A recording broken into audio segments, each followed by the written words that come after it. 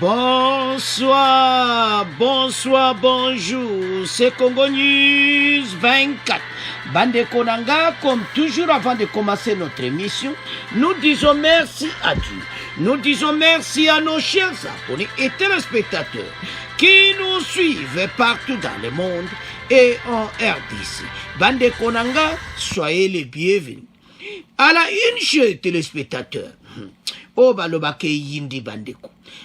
Arrestation des organisateurs et à concert à Mike Kalambay, Bandeko, et puis police, Bakozala Bango tout. Interpellé, lettre ya ministre de Justice Yangwana, Bandeko, Mike Kalambay, même nakata concert P, en tout cas, asengi ba Congolais ba limbisaye, na nyonso oyo tu elekaki.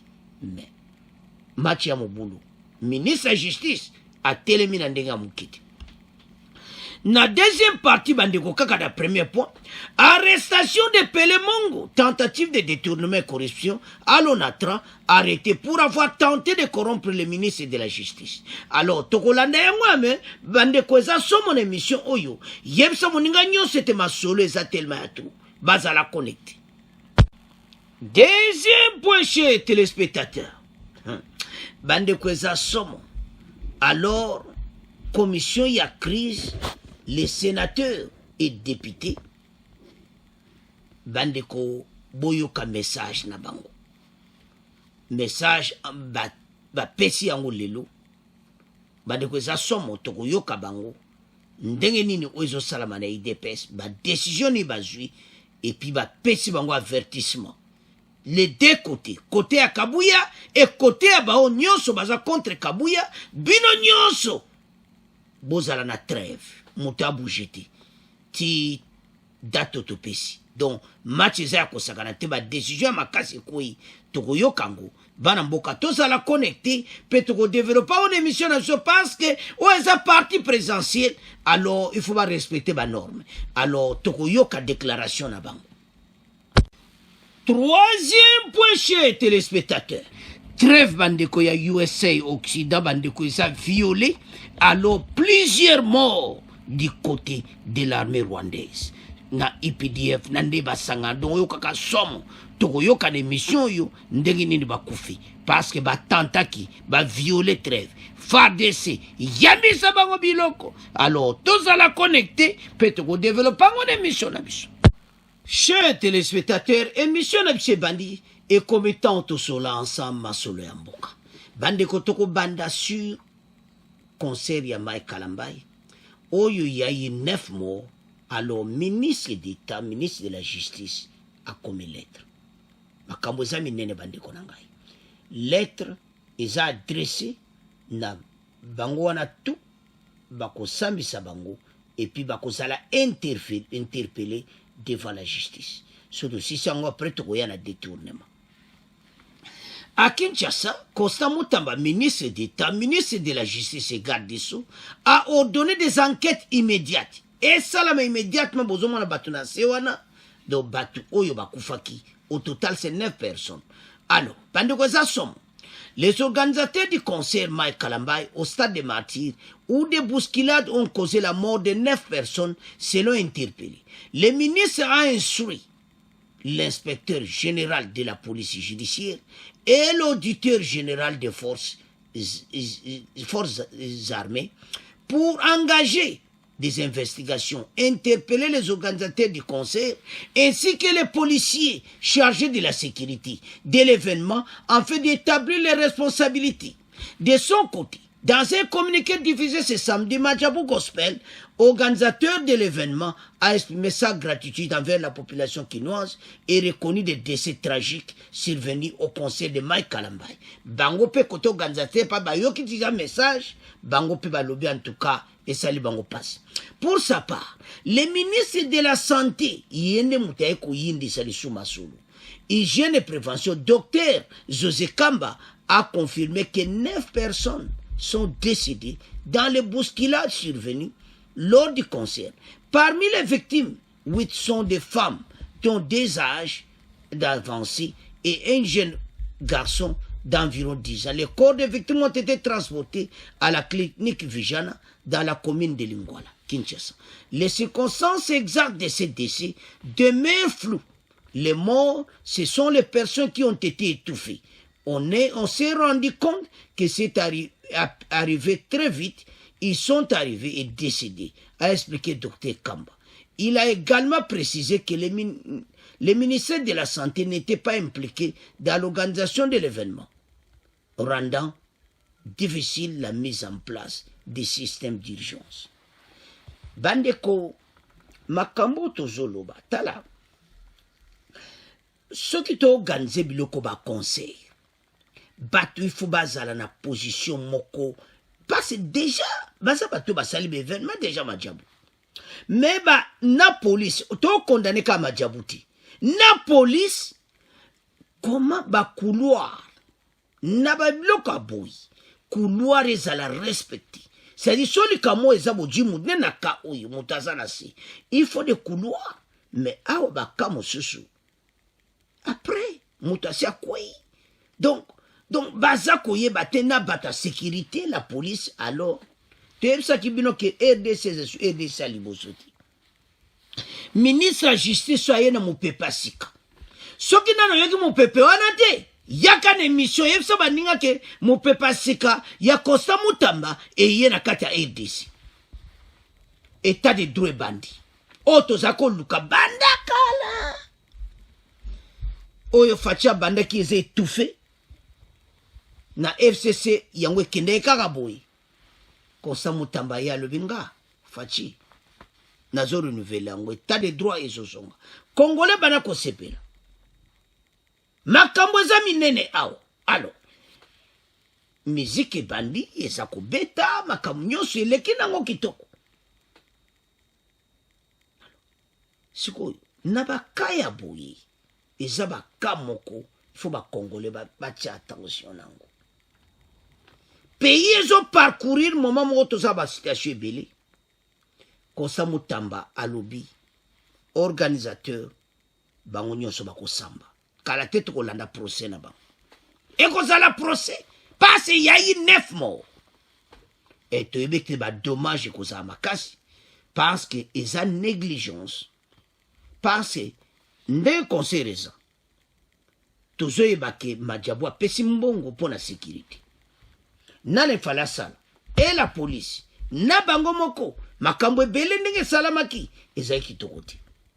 Alors maintenant baza devant la barre, donc arrestation immédiate oyo bakosolola na bango bakotia bango bakozala interpeller. Alors total ande koleka parce que la loi bani ko s'appliquer na RDC bino bato boza quelque part boza koyeba ezoleka te tokeba na yango. Alors lettre ministre de la Justice Angwana, tout le monde est extrait, tout le monde est na kati. Bongo to avance. Balancez.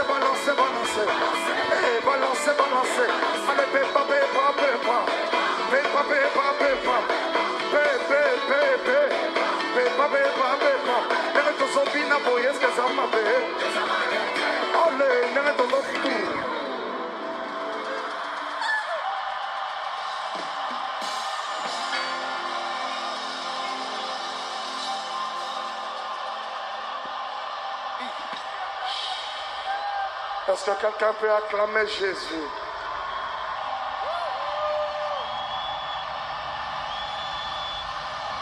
On peut avoir l'impression que Milolo n'a pas mikete. Est-ce qu'on peut commencer à dire lolo likolo?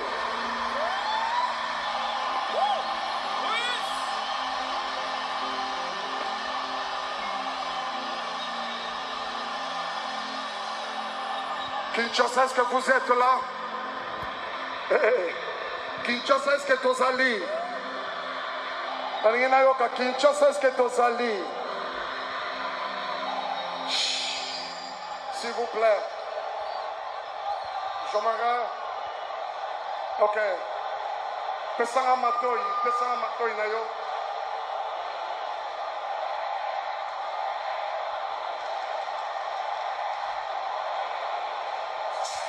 Bolanda bandeko. Merci. C'est que Mike Kalambai Bolanda. Yoka.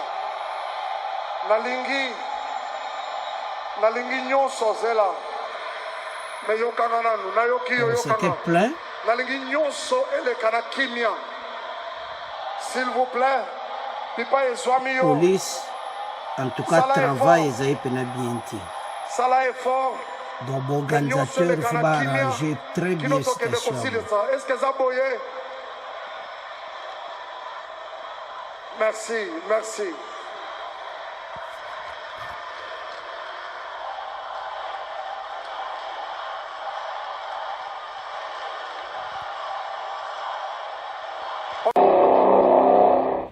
Bonjour à toutes et à tous. Commençons d'abord par cette nouvelle. À Kinshasa, 9 morts et plusieurs personnes admises en réanimation hier samedi au concert du musicien chrétien Mike Kalambay au Stade des Martyrs. C'est le bilan provisoire annoncé par la RTNC, les médias officiels. Selon ces médias, tous les corps ont été acheminés à la morgue de l'hôpital Vidjana dans la commune de Lingwala. Le ministre de la Santé déplore ces drames. Dr Roger Kamba met en cause les organisateurs qui, selon lui, n'ont pas associé le ministère de la Santé à l'organisation de ces méga-concerts. Bonjour. La faille de l'organisation, telle est la première cause, selon les ministres de la Santé, du drame d'hier samedi au Stade des Martyrs ayant causé 9 morts et plusieurs blessés au concert de l'artiste gospel Mike Kalambay à Kinshasa. Dr Roger Kamba, qui intervenait hier sur la chaîne nationale, a regretté que le ministère de la Santé n'ait pas été associé à cette organisation en amont. On l'écoute dans cet extrait proposé par Alain Irong.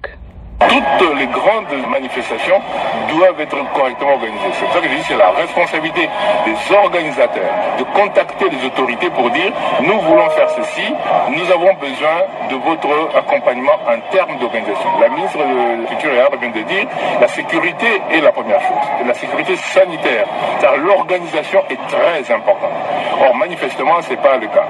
Alors, le constat fait ici, il est assez amer, parce que ici, on a trouvé 7 corps. Il y en a encore 2 autres ailleurs, ce qui fait un total de 9 morts. Et il y a eu plusieurs blessés, dont certains sont attendus maintenant, comme on parle, parce que je viens de donner l'ordre qu'on amène au moins un qui a besoin de soins urgents en Galima. Mais ça devait être fait en amont. On devait anticiper ça en amont. Alors donc, au total, 9 morts, et surtout des femmes. Et même des enfants, parce qu'il y a un enfant d'à peu près 10-11 ans qui est là-bas. Et il y a une femme enceinte qui est là-bas. Est-ce qu'elle était partie aussi ou... En tout cas, il y a eu une faille de l'organisation qu'il faut absolument corriger, c'est-à-dire anticiper. Bandeko tolandi extrait wana toyoki oyo ministre ya santé pe alobi toyoki nyonso wana. Alors sur ce, le ministre d'État, ministre de la Justice et garde des Sceaux vient d'apprendre les événements tragiques. Et il y a entraînement d'hommes aujourd'hui au Stade des Martyrs. Il vient d'instruire l'inspecteur général de la police judiciaire et auditeur général des forces armées afin d'engager des enquêtes, interpeller les organisateurs et les éléments de la police nationale affectés à l'encadrement de cet événement en vue d'établir les responsabilités. Ma responsabilité, c'est ma casse bandeko. Concernant les gars qui te quoi, photos à la front. Mais organisation, c'est ça où est un problème. Mais na Congo to kominango, justice ya Constant Mutamba. Balamboka, tala, oyebi esengoni nezana ba Congolais pour le moment. Bino bozoye bezo lekati. Aza kokende même na ba tribunal. Aza kokende na ba lié oyo yo ko hundimati. Akomi na makala aza kobimisa bato. Mwana mobali makambo za minene. Alors, concert oyo ebendaki makambo ebele. Mort wana, bamemai na Vidjana, il y avait 7 morts d'abord. 2 mosusu en l'air bakena na Vidjana, 2 mosusu bazali na situation critique. Bango pa après bakufi. Parce que mboka ezoke na direction momo yo se fa sala boulot na ye. Alors, gouverneur, yepe akindi. Makambo eza minene pa yaza gouverneur a ville à Kinshasa. Parce que yepe ba avocat ne ba kozala interpeller. Gouverneur, na police, arrangement ezalaki ndenge nini. Parce que conseil peut betama biloko nyonso esama na ville ya Kinshasa, l'autorisation d'abord ya gouverneur ya ville ya Kinshasa. Numéro 1, ye moko amoni kaka yindi gouverneur ye wana malembe na vijano mutu na mutu asala musala na ye. Gouvernement président Félix ezoya na makambo ebele ya minene oyo ba congolais faut ba comprendre que l'heure est grave. Alors ye wana na kada vijana aiko tala ba malade alobi ke oyo lekaki il fallait kaka na ye basoki baza vraiment bien et puis boko yoka nde vijana bako expliquer parce na lero yake neki ezaki 7 mots. Deux moussions bazaki en lui, mais le long de boyoki na extra na tochi et comme 9 mots.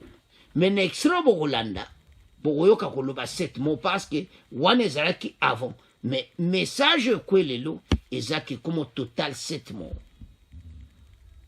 Bato bakenaki musique bazongi bibembi. Le problème qui est là, ezan de dédommagement. Oyo kosalama et puis batwana. Oyo basalimbe ba loi ekolanda bango. Parce que ngapo na ngana otala organisateur à concert. Je crois bien PC makamnyo sur la police. Donc Madjabou Gospel n'a pas un grand problème. Grand problème est dans la sécurité na biso. Est-ce que police va sa sécurité? Est-ce que bakende kuna bakop na bango? Est-ce que bakende kuna nini? Donc la police a un rôle à jouer na kati ya makambo oyo. Bandeko makambo tozoloba, il faut police na biso ba changer comportement na bango. Eza makambo ko sakana te parce que bazan wana bayaki na stade ba police il faut ba laksa musa na bango. Est-ce que basara qui travaille na bango kitoko? Yeah. Donc tant on tala et ça va bango est-ce que basala qui travaille kitoko na kata stade ye police bazayi pena kolanda ba couloir wana ezala clé parce que bulo na mozani bato ba déborder place moko bango ba telemeli bango ba bité place wana te c'est ça le rôle à la police. Alors tant que police a ça la rôle na yeti et ça makam parce que stade wana stade de martyr eza tellement munene est-ce que ba s'organiser ki ndenge nini tangu bato ba yeme bo ba kufi police asala musane ndeni situation eza pena donc ba police nationale congolaise a un dossier ndenge baza wana baza situation moko il faut penza ba répondre alors eza somme mais tout l'andanano arrivé à gouverneur parce qu'il n'y a pas un là bon auto avancé. Toujours pour remercier d'abord le gouverneur Nengue Aye pour répondre vite dans le Kamao Ekwelaki Bandeko et Aye ko pesape makoki pour na tout pour kosomba kisi tout pour koleisa bango bao bazana na bomoi et puis bao bakufaki misato ba famille baswa leki bakoka ko cha formol déjà pour ba mbome bango. Encore à beaucoup ezali bono ezali sambo ebongo bato bazoki bazali 18. La situation toujours depuis journée bandaki tout qui commission de crise pour se rassurer que la tragédie est à la pireté. Alors qui natala par rapport à l'instruction à Pesaki pour la gestion et la prise en charge de la patient sur la vie sur la mêlée sur la vie quand même pour voir ici mais sans se tourner dans la vie.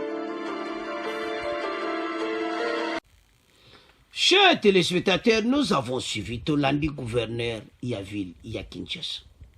ndenge aloba ko tala bango soki ba bien tout ça bolandi wana ba expliquer na bo bayaki parce que wana le même jour c'était hier nde bayaki 7 morts mais 2 mosusu bakufi le do au total les 9. Alors tolandi ba policier oyo parce que gouverneur nde aza wana ye mutapesa nzela organisation tout na ville à Kinshasa et puis police à ville à Kinshasa va s'organiser. Donc, ne baza par exemple au moins la police wana. Stade nan par exemple batuna no baiti. Et l'on est police à kosala. Organisation ya ba couloir, ça dit batu baza kokota. Ba police baza ba couloir nyonso na ba sécurité na bango. Donc il fallait aller. Et puis yeboko organisateur fa zapena ba sécurité au azwaki. C'est 80 000 personnes. Stade des acquis plein à craquer. Donc, 80 000 personnes, plus de 80 000 pour Bamousou sous Bazaki à côté. C'est autant de événements à Boui. Événement concert qui te coupe. Et zo senga, en tout cas, il faut pas surveiller bateau malam. Et ça, on se makambo sakanati. Tant de makambo bana mboka, il faut au téléma. Bisogno soto loba que ba police il faut pas ça la rôle très bien. Batu bako keta ki ko sepela azonge bembi. Alors maintenant gouverneur basa un problème parce que ministre de la justice de la comiana, le ministre de la justice et garde des sceaux vient d'apprendre les événements tragiques ayant entraîné mort d'homme aujourd'hui au stade de Martyrs. Botanga yango. Il vient d'instruire l'inspecteur général de la police judiciaire et l'auditeur général des forces armées afin d'engager des enquêtes, interpeller les organisateurs et les éléments de la police nationale affectés à l'encadrement de cet événement de vue d'établir les responsabilités. Isaya Koyinda Esie Yindi Costa Mutamba Salama Sulu. Alors, ndenge bazawana ba police wana nyonso bakozala interpeller. Organisateur à kozala wana, il y aura une conclusion et puis bamususu bakozwa parce que tumbu fezala ya kosakanati. Mais to ebete na bakabui en tout cas bambongo kobima ya kosakanati. Jija ko kata peneo kasuka parce soki tikezaki $1 batali mbongo bazui $1 wana na mutu so $80 000 donnons un exemple 250 francs congolais. Alors maintenant bakotala parce wana juste tango sala akotala revenu wana nyonso batali ndenge nini bakoko aider batu oyo nayebi ke situation koza pena mobulu organisateur apesi makambo na police asa musala pena bien te. C'est pour ça bozoma na lettre ya ministre de la justice asengi belema police o bazalaki na kati ya stade il faut bazala devant ba juge basamba. Voilà la justice au tozoluka na EDC. Justice au mboko il faut échanger yango nde tozoluka.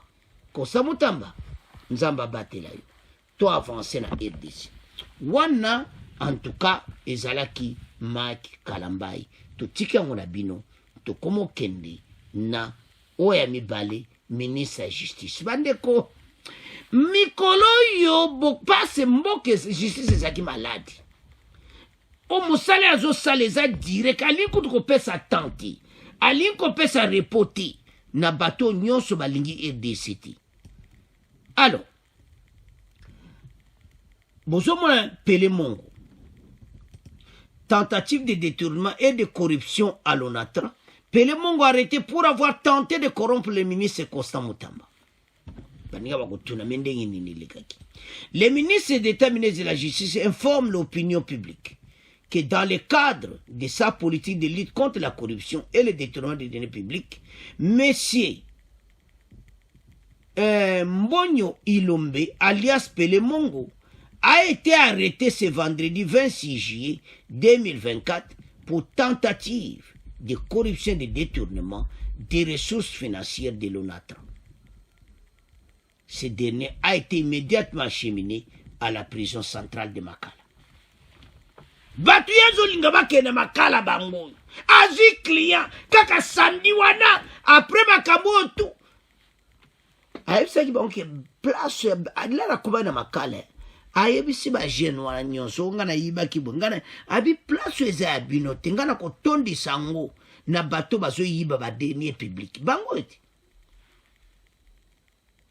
en tout cas on a grande société publique ya l'état mais mayuya na mayuya les gens bazo donc bango kunde bozo lobana bango ba tete mais donc attendez pas corrompre premier ministre de justice mais tato azana problème chers téléspectateurs ceci montre le niveau où le pays n'a pas combattu c'est-à-dire tant que Constant Mutamba za koya yo pele mongo c'est vrai bon ya ebika ke o RDC na bisote RDC na bisote za ngo pesino ka kopoleki eza ngo problème te ata ba meni ba enquête après na kopesa la ba kotikanga ya Constant Mutamba te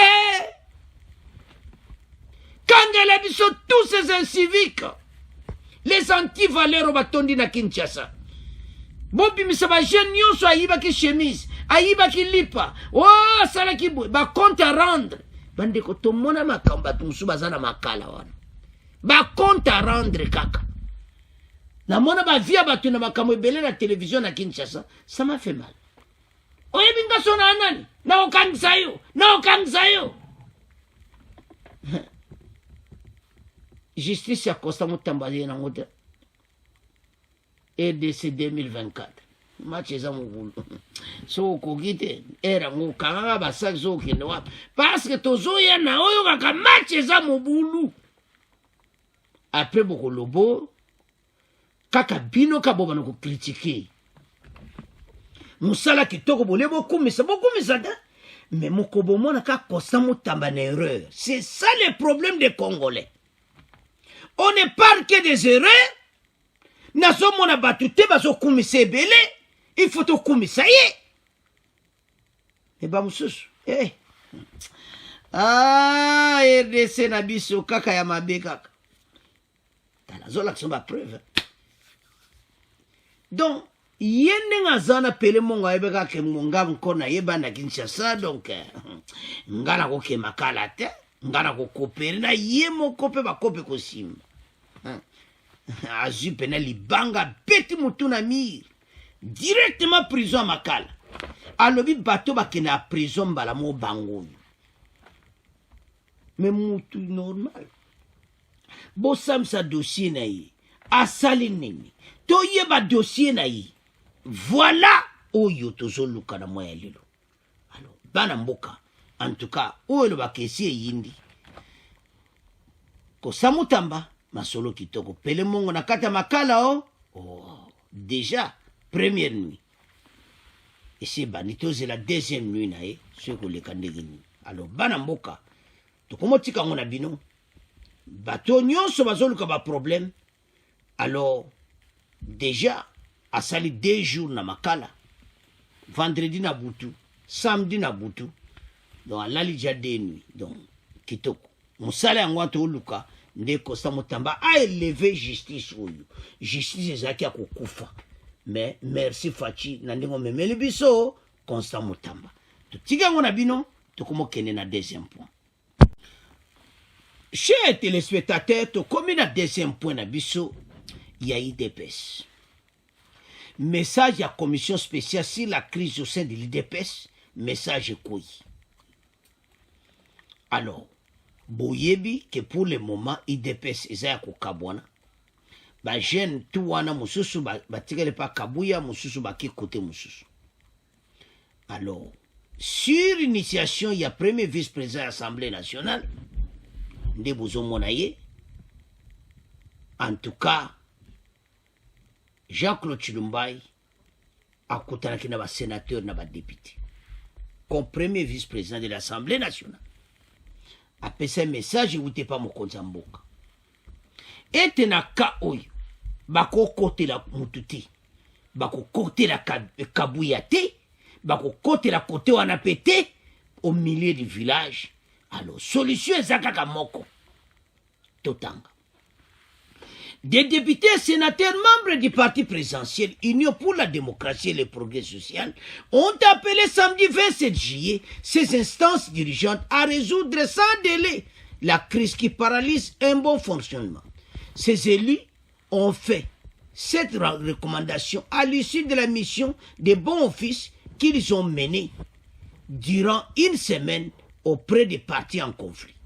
Cette mission a été effectuée dans le cadre de la commission pacifique des députés nationaux et sénateurs mise en place à l'initiative du premier vice-président de l'Assemblée nationale, le professeur Jacques-Claude Chilumba. Elle a affirmé que toutes les parties souhaitent convocation rapide de la convention démocratique du parti. Bolanda bandeko, bayebisi bango, ke bango nyonso, bazo kene na convention. Urgence. Cette commission a communiqué des recommandations dans une déclaration publique faite samedi devant la presse par son rapporteur, le député national Gilles Lodi. Tokoyoka député Gilles Lodi, ndenga kotanga yango, ete makambo oyo. Il faut bakende nango na convention, bandiko ça normal. So Kabuya a posé sous candidature à poser, mouton se peut à poser, bah ouais là. Oya kobima bimi, comme ça ma kele le ici là. Commission na ba député na ba sénateur ba telemi penda. Parce côté monsieur beteni longondo. Ba côté na musupe, bango pe côté na bango ba bongo sape, ya bango candidature. Au lieu que to kende na ba désordre et puis ba pèse bango message moka makasi. Balobi, cessez le fait. Oh, Zayako, Inda, et si Indi, tout ça va cesser le fait, minene, qu'on a bien appelé Zouzou, cessez le fait. Balobi, moto a bougé, moto a bougé dans l'air à trêve. Bino nyoso à part, moto à gauche, moto à droite, et Zayako, Inda, et si Indi à l'Otolanda, oh, et Pesami. Député sénateur Badjimi Beko, Kabuya Nanga Moussous, Baiteni Longondo groupe Moussous côté Moussous, Tolanda. Les élus notent la nécessité d'en sortir sans délai.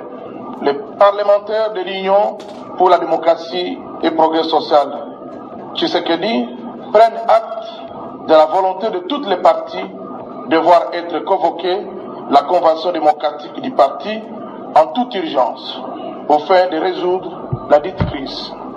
Pour ce faire, les honorables députés et sénateurs recommandent 1. Le maintien de la trêve observée jusqu'ici par les partis en conflit, en s'abstenant de poser tout acte de nature à troubler l'ordre public et le fonctionnement du parti. 2. Il rassure toutes les parties en conflit de la convocation imminente de la Convention démocratique du parti. Enfin, les députés et sénateurs remercient l'autorité de référence pour la confiance renouvelée pour la poursuite de la mission. Alors, chers téléspectateurs, nous avons suivi les maintiens de la trêve, les partis en conflit. Bino nyonso, nangambu, yope nangambu, mikolo yo mutabu jite. Kimia, mutalo bali susute, bazo convoqué, oyo kaka. Et commission moko spéciale, donc, bazalja kobongisa, ete bino nyonso, bokende, kopona, na convention, nani oyo bino bolingi azala. Parce qu'il souhaite une convocation rapide de la convention démocratique du parti. Donc, urgence, convention, il faut ça la maka mikolo oyo, pour éviter. Puis, bah, yebisi ba onke, les partis en trêve en conflit, ndeto landiwana, bozala, muta côté, muta bougeti. Soko meketa liyo, police a rologota yo, pas ces amobeko. Et puis, ndenge zawana, basi ba yuki. Mikolo justice sa osakanate, ezato ngai depesa. O meki mobulu ne ba yebisi bino wana, ba okanga bino. Côté à partir à docteur Eteni Longondo, bino kuna kimia, côté à partir à Kabuya, bino tu kimia, tozela nde makambo koleka. badepute na basénateur balobi na makambo nyonso le chef de l'état soki azotala ezosala ndenge nini boza bino nyonso bana na ye yango oyo non fatia kozala d'accord te aosepela mpe te bana na ye baza koswana kabuya mikolo mpe basorti médiatique tika balobi bino nyonso boza na trêve bomaintenir yango ti mokolo ya convention eza imminent ekozala même sur semaine prochaine moto abouge te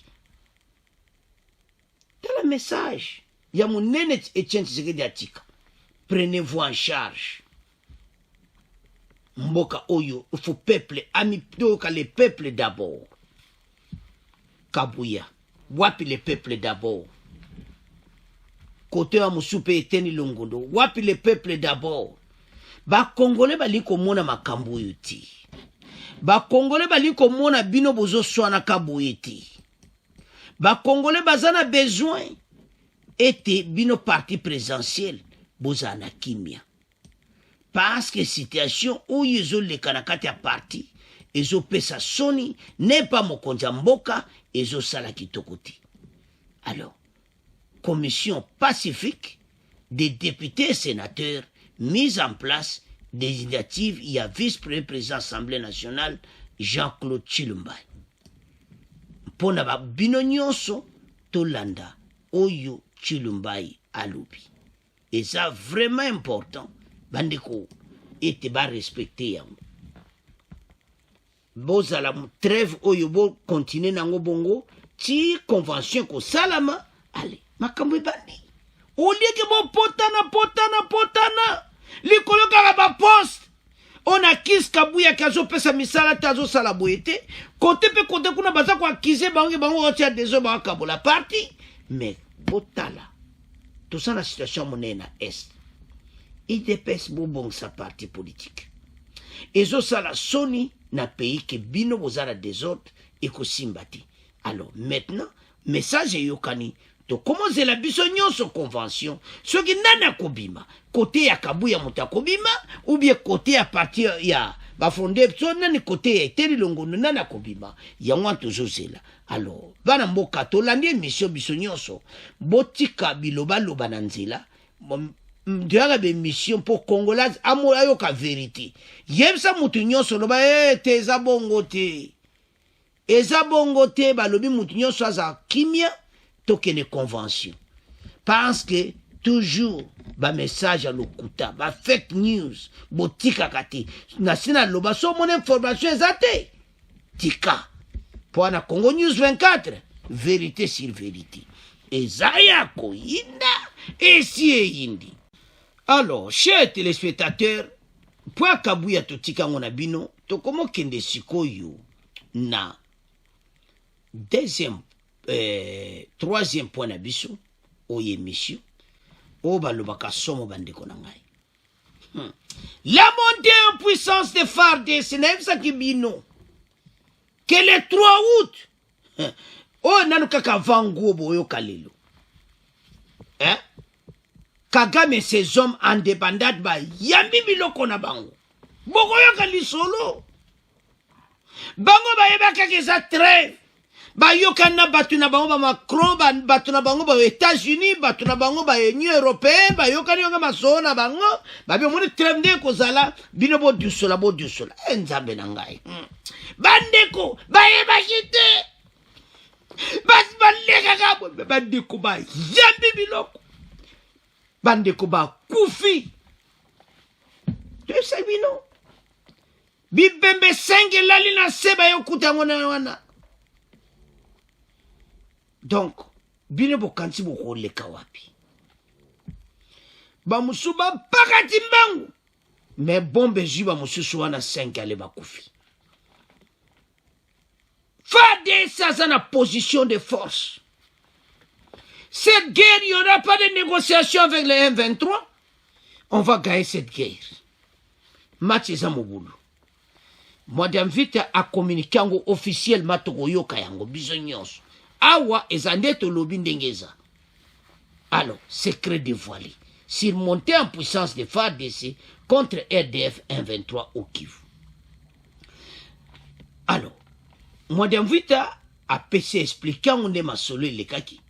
Ndenge bango bazo profiter pour na trêve nde baza ko sala bandakala na batu na bango oyo bazangu toujours au trêve après botiki bango baleka farde sabi yamba biloko na bino.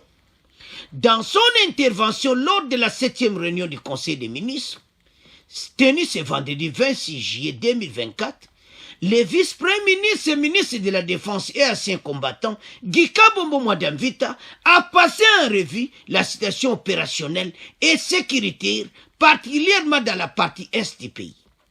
À cette occasion, il a indiqué que les forces armées de la République démocratique du Congo ont mené des opérations de contre-offensive à des attaques de la coalition terroriste RDF F23 dans certaines zones de la province du Nord Kivu. Koyo kaka contre-offensive, c'est-à-dire, bango ba mona ekake, tozana trêve, comme ça nango d'habitude bandakala, ba beta ba téléphone na bango, Kenya zobenga, Uganda zobenga, Rwanda ba masolo entre bango ba président na misatu, kopa bango, parce que ça kopa ba misatu, olingo lingati, Kenya pesa na kati. Alors, ntango ba osolo là, alors, comme état oyo pena, il y a bien to récupérer pena yango to koma pena yo kaka to boto la masisi bake ko meka pe place à mabe bake pena na masisi lisusu nzambe ba yambi biloko moto babi kota masisi pesi bien te to kita kote mususu metozo ya na kote mususu wana bande ko zaki somo. C'est dans la localité de Kimoka et sur le mont Bukara en territoire de Masisi où entre le 18 et le 20 juillet 2024, 5 éléments de 123 RDF ont été neutralisés et leurs attaques ont été systématiquement repoussées. Donc, tant ba bomi kaka bango 5 ba musuba pakati mbango bakimi. Bazo luka bakende wapi. Toza la trêve. Mais ba pakati mbangu musuba tiki ba minduki ba pakati ba kei era kosimba arme zate passe bombo ane zake somo ba pakati mbangu. Alors, à la hauteur des monts Bou-Sakara, une autre attaque M23 RDF a été déjouée par l'unité élite de vaillants FARDC qui ont en passage neutralisé 5 autres terroristes RDF M23 blessés l'un de leurs éléments. Rapporte le compte rendu de la réunion du Conseil des ministres. Donc, côté Moussousouka, on les calisusu, allez boyamba biloko. Bakoufi les susu. Boko si la mabe. Tu évites ce bibembango za combien? Parce que wana kako ba moni 5 autres, kako ba moni.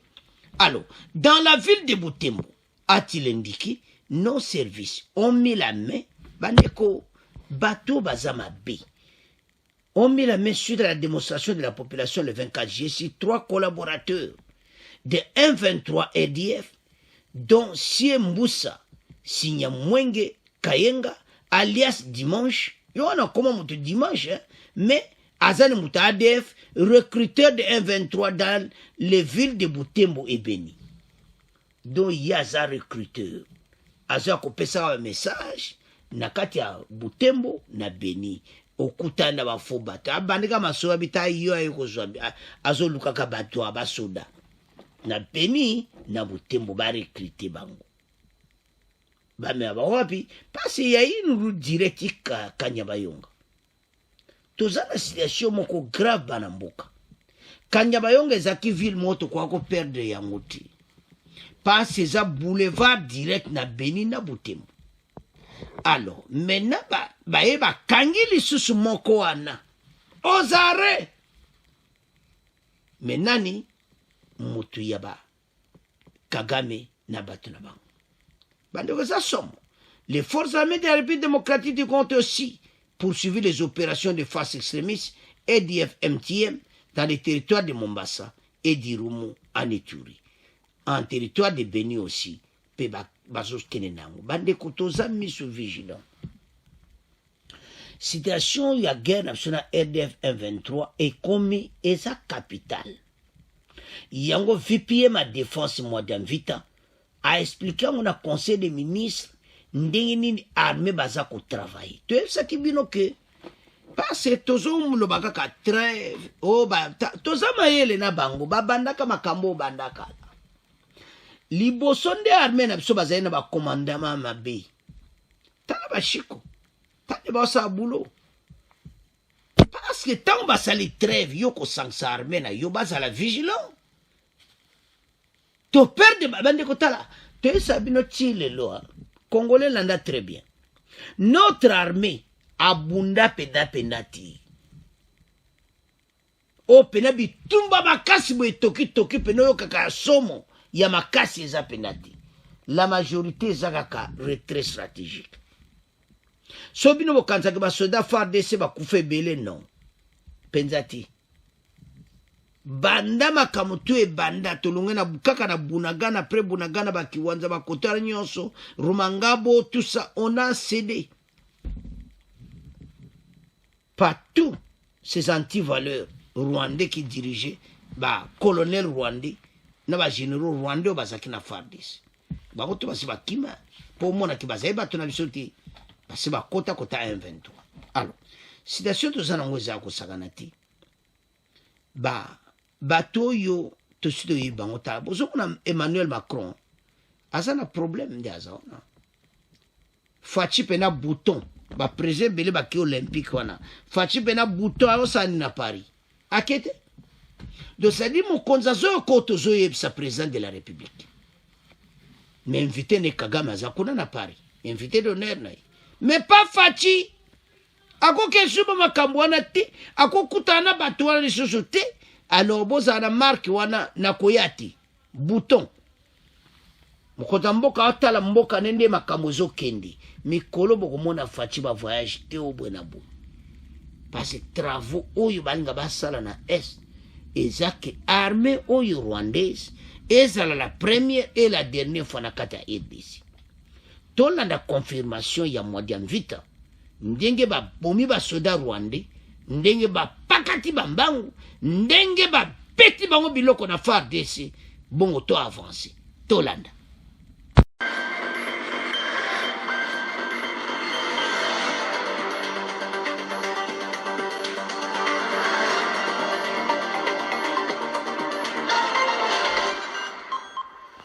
aborder la situation à nos frontières. En complément au vice-premier ministre, ministre de l'Intérieur, le vice-premier ministre, ministre de la Défense et ancien combattant, a passé en revue la situation opérationnelle et sécuritaire, particulièrement dans la partie est du pays. Il a indiqué que les forces armées de la République démocratique du Congo ont mené des opérations de contre-offensive à des attaques de la coalition terroriste RDF M23 dans certaines zones de la province du Nord Kivu. C'est le cas dans la localité Kimoka et sur le mont Boukara en territoire de Massissi, où entre les 18 et les 20 juillet 2024, 5 éléments M23 RDF ont été neutralisés et leurs attaques ont été systématiquement repoussées. À la hauteur du mont Boussakara, une autre attaque M23 RDF a été déjouée par l'unité d'élite de nos vaillants FARDC qui ont au passage neutralisé 5 autres terroristes M23 RDF et blessé un de leurs éléments. Dans la ville de Butembo, nos services ont mis la main suite à la dénonciation de la population de 24 juillet 2024 sur 3 collaborateurs de M23 RDF, dont Sieur Mboussa Sivulia Mwenge Kayenga, alias Dimanche, recruteur de M23 RDF dans les villes de Butembo et de Beni. Les forces armées de la République démocratique du Congo ont aussi poursuivi leurs opérations de traque face à l'extrémisme des ADF MTM dans certains coins du territoire des Mombasa. Alors, bandeko tolandi biso nyonso. Rapport ya Mwadam Vita par porte-parole au gouvernement Patrick Muyaya. Tolandi yango exactement so tangi ndeto ezali on a écrit so yoki o tangi o comprendre yango nde ko partager. Bandeko bele ba otala biso nano s'abonner na chaîne oyo. C'est-à-dire l'information que vous allez partager, yo moko comprendre on peut bien, yo mo po lobby on peut masole ke kitoko. Ya on to senga ete bande ke bele basala awo. Bo s'abonner massivement à Congo News 24 pour qu'on joindre chaîne oyo ou comme membre ou aider chaîne oyo. Toloba ke mikolo bozo mona biso live te toza sima caméra pas to na problème to na studio problème à caméra toza ko bongisa ngome ekozonga na mikolo. Alors tozonga na masolo na biso. Tolandi rapport à gouvernement. Moi d'invite expliquer clairement de ba beti bato biloko sikoyo. Tant to yo kama kamba boy. Wapi treva. Toyo kakaba américain. Toyo kakaba français. Union européenne? Non. Congolais, to fungula miso. Congolais, to telema pour l'intérêt de la nation. Bana beni butembo bozala na alerte. Bolandi. Kota masisi ba beti bango biloko. Et aux environs na moana Mont Busakara. Oyoka ba yamsi bon biloko a moto. Alors bandeko sama kama kosaka na ngoti. Et na Butembo les sous 3 collaborateurs bakangi bango. Alors tant Hollanda biloko oyo osomona ke makambo za minene. En passage, ils ont neutralisé 5 autres terroristes M23 et blessé un de leurs éléments, rapporte le compte rendu de la réunion du Conseil des ministres Tolandi. Travail au salama parce que bango bazaki so treva boza bazo profiter.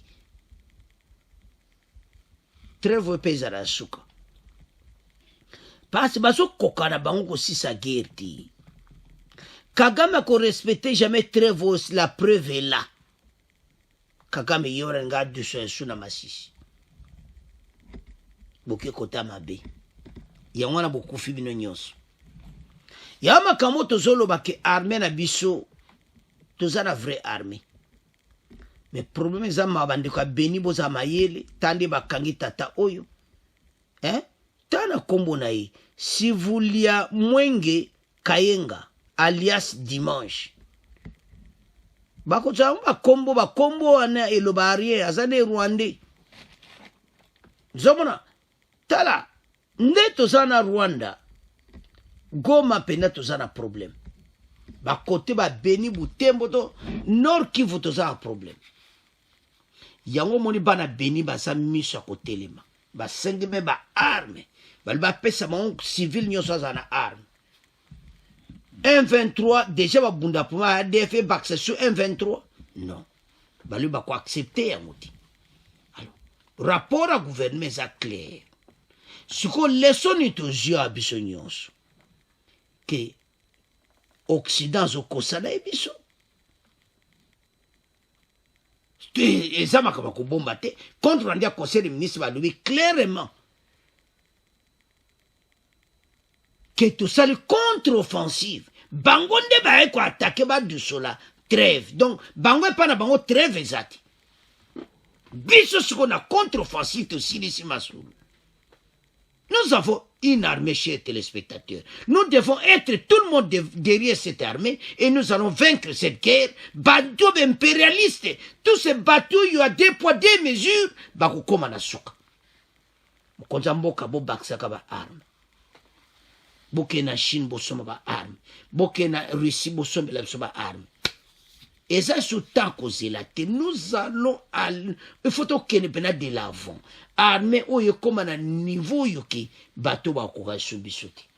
Parce que injustice, mon corps, sakanate. Bazo, sur le col à banani. Je ne sais pas. Congolais, comme il a collé sur les missions. Au Rwandais, ba sakana biso et surtout biso moko. Toujours trahir mboka. Biso moto, le va bien te pour mboka. Donc, ça la propriété banamboka. Alors, tolande biso nyonso wana. Bosomona teke ba konzi bazo travail. Et nous devons être à la hauteur à neutraliser batu.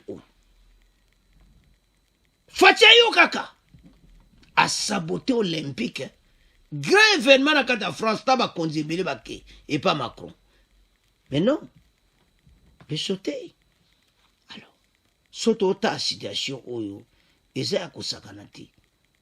Bato oyo baza na problème sérieux, bato nde baza wana baza na situation difficile parce que bakope na bango nyonso ekokufa. Biso nde tobongisa armée, conseil oyo tozopesa gouvernement, armée wana bobakisa baarme, babesoin na bango nyonso ezala respecti. Oyo baza na posa nango bazwa yango sur le champ, moyini akotikala na somi. E biso tokolonga guerre oyo. Alors bana mboka, bo continuer ko s'abonner na émission oyo, tokomi na fin émission, bo partager. Au revoir, à la prochaine.